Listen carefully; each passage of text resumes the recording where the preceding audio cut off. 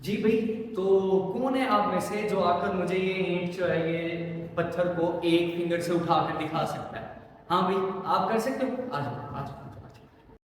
हाँ भाई, आ जाओ भाई, आ जाओ। हाँ, ये उठाओ भाई, ऐसे फिंगर से उठाना है आपने से। चलो, हाँ तो लगा ना लेना फिंगर।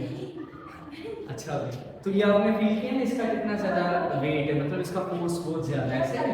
हाँ, तो चले अब हम ये देखते हैं कि हम किस तरह से इसी ईंट को एक फिंगर की मदद से उठा सकते हैं। ठीक है, तो ये बहुत एक इंटरेस्टिंग फैक्ट होने वाला है हमारे पास। चल, तो इस एक्टिविटी को करने के लिए मतलब इसी ईंट को एक फिंगर से सिर्फ उठाने के लिए हमें जिस सेटअप की जरूरत है दैट्स वेरी सिंपल। बहुत सिंपल सा सादा सा एक हमारे पास यहाँ पर एक समझ लें सेटअप है जिसके अंदर हम लोग उसी ईंट को एक फिंगर की मदद से प्रेस करेंगे और उठा लेंगे। तो भाई आप में से कौन मेरी हेल्प करना चाहे? आ जाए भाई, आप आ जाए, आ जाए। अच्छा, तो आपने इसे पकड़ना है यहाँ पे, ठीक है? और हम क्या करेंगे, हम इस पत्थर को इसके ऊपर स्टेबल करेंगे, ठीक है? बल्कि मैं इसे पकड़ लेता हूँ, ठीक है? आप इसे पकड़े, आप प्रेस करना। एक और बच्चे की जरूरत है, आप आ जाएंगे, आप आ जाए, आ जाए। आप बेटा इस पत्थर को क्या करेंगे, ये इधर आ जाएंगे, इधर साइड पे। आप इस पत्थर को इसके ऊपर सिर्फ स्टेबल करेंगे, इधर से आ जाएंगे, इधर से। आपने इस पत्थर के ऊपर इसे क्या करना है, स्टेबल करना है, ठीक है? यानी आपने वजन नहीं उठा के रखना है इसके ऊपर इसे, बस आपने ये देखना है कि वो नीचे ना गिरे, ठीक है? यहाँ पे रखेंगे। हाँ जी, आप वहां से प्रेस करना स्टार्ट करें, प्रेस करें, प्रेस करें, प्रेस करें। आप इसे आप स्टेबल करोगे, आप स्टेबल करोगे, पाँव पे मारोगे क्या? हाँ भाई, हाँ भाई, आप करें प्रेस जी। तो आप देख सकते हैं कि ये यहाँ से बिल्कुल आसानी के साथ आप एक फिंगर के साथ उसी ईंट को उठा सकते हैं जो ईंट आपसे डायरेक्टली एक हाथ से नहीं उठाई जा रही थी, ठीक है? एक फिंगर के साथ नहीं उठाई जा रही थी। आप दो ईंटें भी कर सकते हैं इसी के साथ। तो मतलब ये आपके पास एक, थैंक यू भाई, पहुंचे। तो ये बहुत सिंपल सा सेटअप है जिसके मतलब, लेकिन इसके पीछे की रीजन क्या है, हमने कैसे इसे जो वो किया है? तो भाई इसके पीछे क्या ऐसी रीजन थी जिसे हमने सॉल्व आउट करना है कि हम किस तरह एक इतनी वजनी चीज को अगर एक फिंगर से नहीं उठा रहे थे तो इस सिंपल सेटअप की मदद से हमने किस तरह से जो है वो उठा लिया एक फिंगर के ऊपर।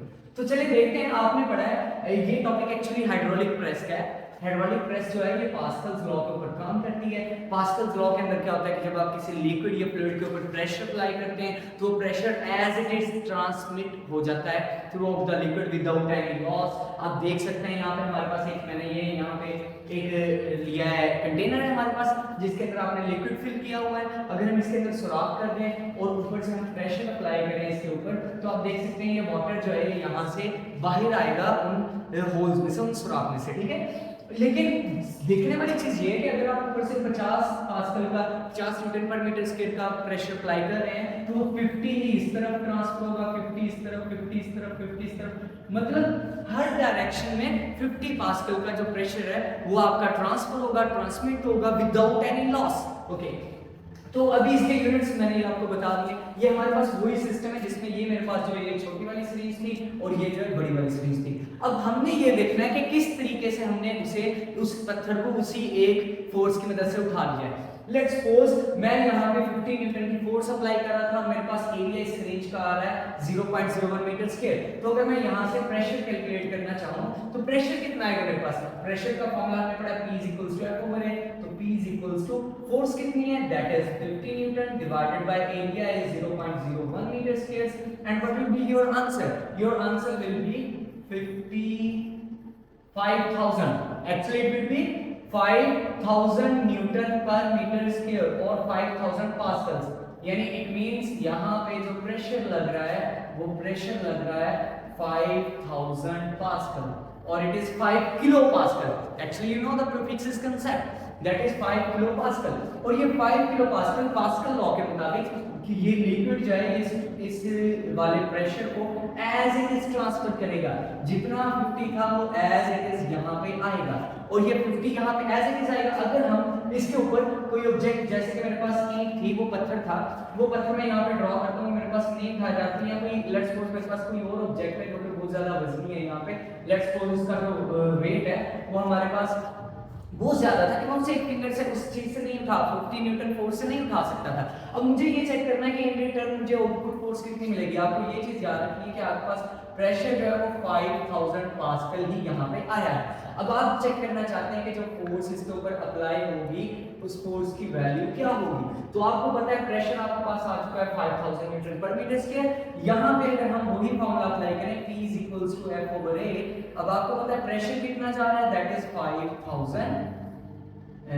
5000 okay, is equals to force. आपको नहीं पता, आपने फोर्स को कैलकुलेट करना है कि फोर्स कितनी ऊपर की तरफ लगेगी उस ऑब्जेक्ट को उठाने के लिए, डिवाइडेड बाय एरिया आपने देखा दैट इज 1 मीटर स्क्वायर। तो 1 मीटर स्क्वायर से अगर हम इसे मल्टीप्लाई कर दें इस फोर्स को, ये जो 1 है ये इधर आके मल्टीप्लाई आ जाएगा, आपके पास बन जाएगा 5000 न्यूटन। तो इट मींस आपको फोर्स कितनी मिलेगी, you got the force of 5000 Newton, यानी आपने 50000 न्यूटन की फोर्स को इनपुट किया है और आपको इन रिटर्न 5000 न्यूटन की फोर्स मिल चुकी है। यानी आप एक ऑब्जेक्ट को ऊपर आपने 50 न्यूटन फोर्स अप्लाई करके 100 टाइम्स ज्यादा फोर्स ऑब्टेन की। यानी एक ऑब्जेक्ट जिसे उठाने के लिए आपको अगर 100 न्यूटन फोर्स लगाना थी तो आप 1 न्यूटन फोर्स अप्लाई करके उसे उठा सकेंगे इस कंटेनर की मदद से। तो इसी वजह से इस सारे हाइड्रोलिक प्रेस को हम एक और नाम भी देते हैं, और वो नाम क्या कहलाता है, that is force multiplier, that is force multiplier. तो ये बेटा आपके पास एक वेरी सिंपल सी एक्टिविटी है जिसकी मदद से आप क्या कर सकते हैं, आप किसी भी ऑब्जेक्ट को कम फोर्स अप्लाई करके उठा सकते हैं। तो इसके मुताबिक आपने मुझे ये बताना है कि हाइड्रोलिक प्रेस जो है ये हमारी डेली लाइफ में किस जगह पर यूज होती है। तो आप कमेंट सेक्शन में जरूर मुझे बताएगा। अल्लाह हाफिज।